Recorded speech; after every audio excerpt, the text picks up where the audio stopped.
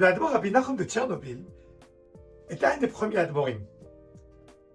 Lui, qui n'était pas comme les autres, qui avait leurs chassidim autour d'eux, lui partait d'un village à l'autre pour retrouver ses chassidim et les renforcer.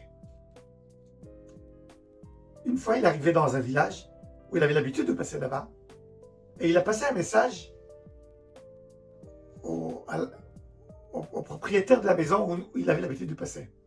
C'était quelqu'un de riche. Il lui a dit, cette fois-ci, je ne viens pas si tu ne donnes pas à la caisse du rabbi 10 000 pièces d'or.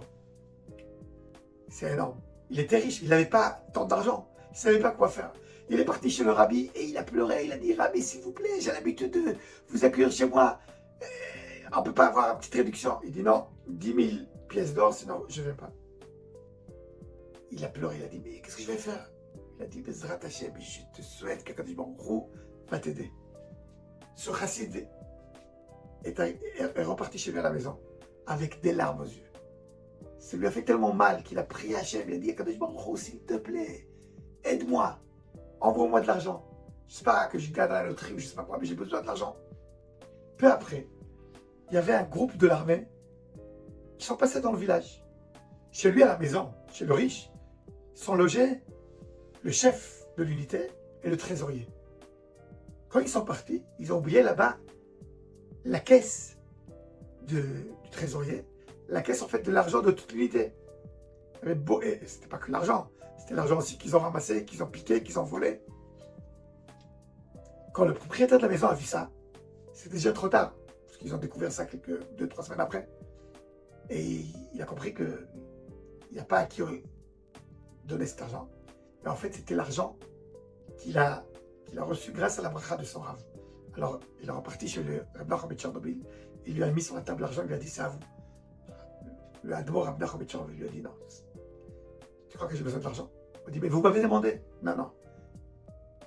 J'ai vu dans le ciel que vous avez un grand mérite d'avoir un succès et avoir de l'argent. Seul problème, que vous n'avez jamais demandé.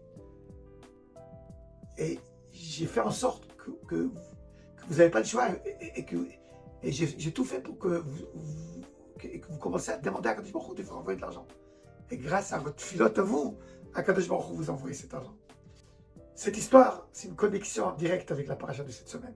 On voit Rachel qui était stérile, elle n'avait pas d'enfant. Elle va chez Yaakov, il lui dit, Havali banim ki aïn meta anochi, donne-moi des enfants, sinon je suis morte, donne-moi. Yaakov, son mari, en tant que sa femme, est très très malheureuse parce qu'elle n'a pas d'enfant. Normalement, qu'est-ce qu'il doit faire? Il doit la soutenir, lui dire, c'est pas grave, vous êtes la meilleure, vous êtes gentille, les enfants c'est important, mais il n'y a pas que ça dans le monde. Mais il ne dit pas ça. Il lui dit, qu'est-ce que tu fais de ma vie? Est-ce que je suis le remplaçant du bon Dieu? Qu'est-ce que tu veux de moi?